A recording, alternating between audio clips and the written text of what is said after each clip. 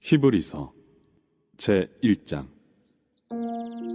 옛적의 선지자들을 통하여 여러 부분과 여러 모양으로 우리 조상들에게 말씀하신 하나님이 이 모든 날 마지막에는 아들을 통하여 우리에게 말씀하셨으니 이 아들을 만유의 상속자로 세우시고 또 그로 말미암아 모든 세계를 지으셨느니라. 이는 하나님의 영광의 광채시요 그 본체의 형상이시라. 그의 능력의 말씀으로 만물을 붙드시며 죄를 정결하게 하는 일을 하시고 높은 곳에 계신 지극히 크신 이의 우편에 앉으셨느니라. 그가 천사보다 훨씬 뛰어남은 그들보다 더욱 아름다운 이름을 기업으로 얻으심이니 하나님께서 어느 때 천사 중 누구에게 너는 내 아들이라 오늘 내가 너를 낳았다 하셨으며 또다시 나는 그에게 아버지가 되고 그는 내게 아들이 되리라. 하셨느냐. 또 그가 맏아들을 이끌어 세상에 다시 들어오게 하실 때 하나님의 모든 천사들은 그에게 경배할지어다. 말씀하시며 또 천사들에 관하여는 그는 그의 천사들을 바람으로 그의 사역자들을 불꽃으로 삼으시느니라 하셨으되 아들에 관하여는 하나님이여, 주의 보좌는 영영하며 주의 나라의 규는 공평한 규이니이다. 주께서 의를 사랑하시고 불법을 미워하셨으니 그러므로 하나님 곧 주의 하나님이 즐거움의 기름을 주께 부어 주를 동료들보다 뛰어나게 하셨도다 하였고 또 주여, 태초에 주께서 땅에 기초를 두셨으며 하늘도 주의 손으로 지으신 바라 그것들은 멸망할 것이나 오직 주는 영존할 것이요 그것들은 다 옷과 같이 낡아지리니 의복처럼 갈아입을 것이요 그것들은 옷과 같이 변할 것이나 주는 여전하여 연대가 다함이 없으리라.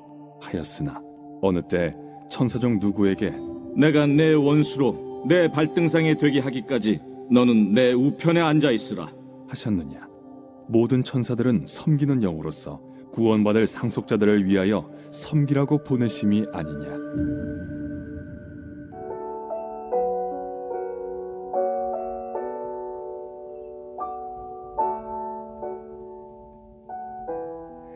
하나님은 당신의 피조물인 우리 인간을 그냥 내버려 두지 않으시고 오래전부터 선지자들을 보내서 말씀을 전해주셨습니다.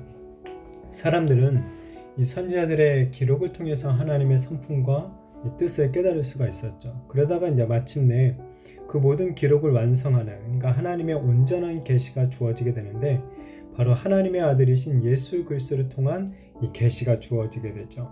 오늘 이 히브리서의 첫 시작은 왜 예수님만이 이런 하나님의 계시가 되시고 또한 그분이 그 누구와도 비교할 수 없는 이 유일한 분이신지를 이야기해주고 있습니다. 네, 히브리서를 기록한 이유는 이 당시에 예수님에 대한 이 역할과 권위에 대한 논란이 있었기 때문에 그렇습니다. 이 당시 초대교회에는 많은 유대교 개종자들이 있었는데 이들은 유대교의 어떤 회유와 압박으로 인해서 언제든지 유대교로 다시 돌아가고자 하는 그런 유혹에 노출되어 있었죠.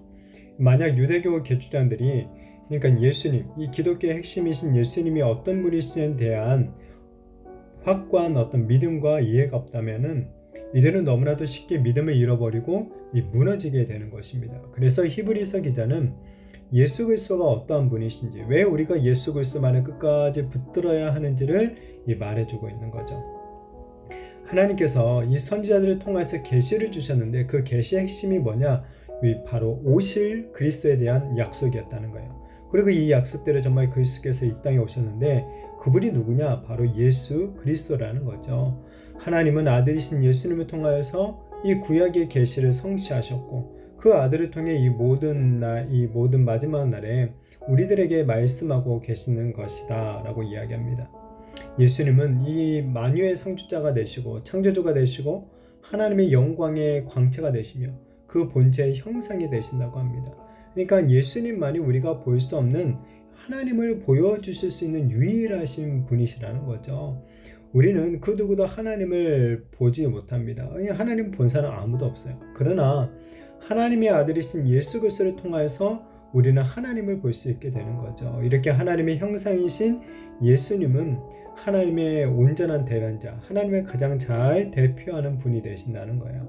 그렇게 하나님을 알고자 하는 사람은 누구든지 예수 그리스도께로 나와야 하는 거죠. 예수님을 통하지 않고서는 하나님을 알 수 있는 방법이 없다라는 거예요. 예수 그리스도 없이는 그 누구도 구원의 은혜와 하나님 나라의 복을 누릴 수가 없는 거죠. 하나님은 오직 예수 그리스도를 통해서 우리들에게 하나님의 하늘의 신령한 은혜를 부어 주시는 줄로 믿습니다. 이어서 저자는 이 예수님을 천사와 또 비교합니다. 이 유대인들은 전통적으로 천사를 숭배하는 그런 경향을 가지고 있었는데요. 왜냐하면 하나님과 인간 사이에서 중보의 역할을 이 천사들이 한다라고 여겼기 때문입니다. 물론 구약 시대에 보면, 우리가 구약을 읽어보면 하나님께서 이 천사들을 통하여서 이 당신의 사람들을 도와주시고 또한 중요한 계시를 사람들에게 전달해 주신 것 사실이죠. 그러나 하나님의 온전한 계시가 되신 예수님께서 이제 오심으로 말미암아 더 이상 이렇게 천사를 숭배하는 어리석은 일이 필요하지 않게 되는 거죠. 예수님은 천사들과 비교할 수 없을 정도로 존귀하신 분이라는 겁니다. 저자는 이 시편 말씀을 인용하여서 예수님이 하나님의 아들이시다라고 말을 합니다. 하나님은 그 어떤 천사에게도 하나님의 아들이라는 이름을 주신 적이 없죠. 오직 예수 그리스도만이 하나님의 맏아들이 되시는 거죠. 예수님께서 태어나셨을 때 그래서 천사들이 나타나 그 탄생을 기뻐하고 찬양했으며, 예수님이 또 마귀에게 시험을 받고 난 후에 천사들이 와서 수종 들었던 것을 보게 됩니다. 그러니까 예수님은 하나님의 아들이 되시고 이 천사들은 하나님의 종이 되는 거예요. 아들과 종 비교 불가인 거죠. 이처럼 아들이신 예수님과 종에 불과한 천사들은 비교가 되지 않는다는 거예요. 예수님은 천사들과 우리의 이 겸배를 받으시기에 합당하신 이 존귀하신 하나님의 독생자가 되시는 거죠. 또한 예수님은 이 세상의 창조주가 되십니다. 이 시편 말씀을 또 인용하면서 예수님께서 성부 하나님과 함께 이 창조 사역을 감당하셨음을 이야기하죠. 그러니까 예수님 없이 존재하는 것이 없다라는 거예요. 창조주이신 예수님을 통하여서 이 만들어진 천지 만물도 언젠가는 부패하고 사라질 것이지만 예수님은 창조주로서 영원히 존재하시는 거죠. 창조주와 이 피조물 사이에 근본적인 차이가 있는 것처럼 이 천사들, 예수님과 비교될 수 없다는 것은 너무나도 분명한 사실이라는 거죠. 그리고 하나님은 아들이신 예수 그리스도께 원수 사탄을 멸하실 권세를 주셨죠. 하나님의 아들 예수님은 마귀와 그 모든 세력들을 철저하게 진멸하실 것이고 하나님의 우편에 앉아 겸배를 받으실 창조주가 되신다는 거예요. 반면에 천사들은 하나님의 이 사역과 구원을 받을 상속자들, 이 성도들을 섬기고 돕는 존재들에 불과한 것이죠. 예수님의 이런 지위와 천사들의 지위도 이 비교 대상이 될 수가 없다는 거죠. 유대인들의 이런 천사 숭배는 잘못된 성경 이해에서 비롯된 것이었죠. 애초에 천사들은 창조주가 되신 예수님과 비교가 불가능한 존재였습니다. 예수님은 하나님의 아들이시며 영원한 보좌에서 다스리시는 통치자로서 이 위엄을 가지고 계시죠. 바라기는 우리가 더욱 예수님에 대한 이런 바른 안과 또 이 믿음을 가지고 오직 우리의 구원자 되신 예수 그리스도만을 더욱 믿고 의지하며 살아가는 우리 성도님들이 되었으면 좋겠습니다. 제가 대학생 때 CCC라는 선교 단체에서 하는 그 여름 수련회를 한번 따라가 본 적이 있습니다.